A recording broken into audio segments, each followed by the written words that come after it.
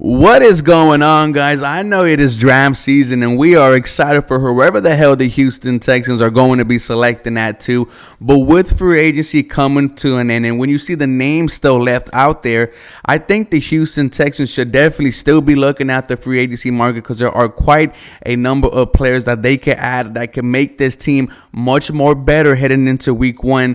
And I think so far free agency was a B plus for the Houston Texans. Nick Caserio and D'Amico Ryans did a great job of bringing in a quality veteran for every single position group. For the offense, it was Robert Woods for the wide receivers, Dalton Schultz for the tight ends, Devin Singletary for the running backs, right? And for the O-line, it was bringing back Tunsil, trading for Shaq Mason.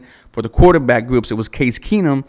To the defense, right, the secondary, it was Jimmy Ward. The linebacker groups just got Denzel, and the D-line got Sheldon Rankin. So I think every single position group got a much-needed boost and an immediate starter as soon as it's week one.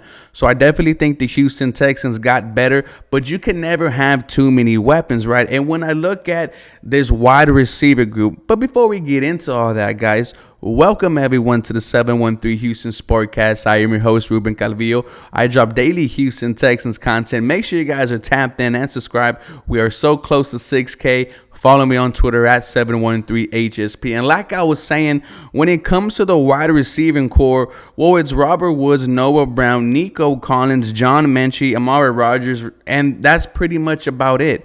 Those names don't stand out for you, right? Each and every single one of these guys, I wouldn't be shocked that they're 1, 2, or 3, and there's not really a number one wide receiver on this roster.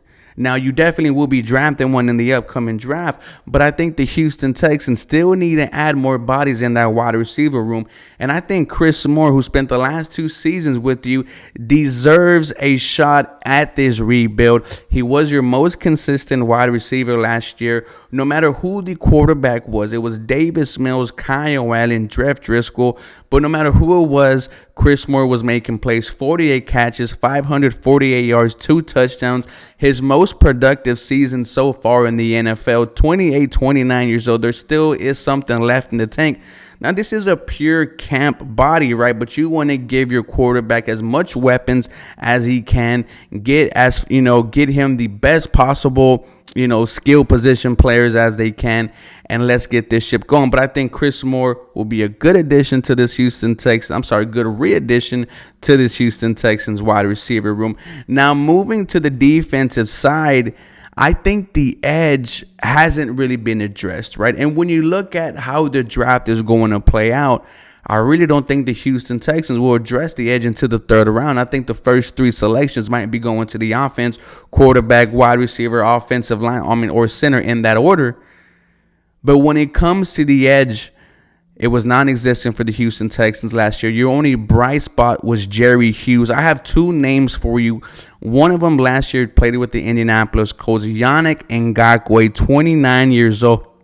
At this point in his career, he is someone who just gets to the QB, 9.5 sacks last season with the Colts, 10 sacks the season before with the Las Vegas Raiders. And I have no doubt he knows the type of, player that we are asking for. We are asking you to get to the QB. We are asking you to be disruptive. Yannick Ngakoue should not definitely stop you from also drafting the edge in the round as well. This is pure depth, and this is pure bringing someone who for the past 2 seasons has been one of the best in the NFL at getting to the quarterback. Now, he doesn't really give you anything in the run game. That is the other guy we're going to talk about. But if you want someone who's still a little bit young and is known and is proven to get to the QB, then you want someone like a Yannick Ngakoue.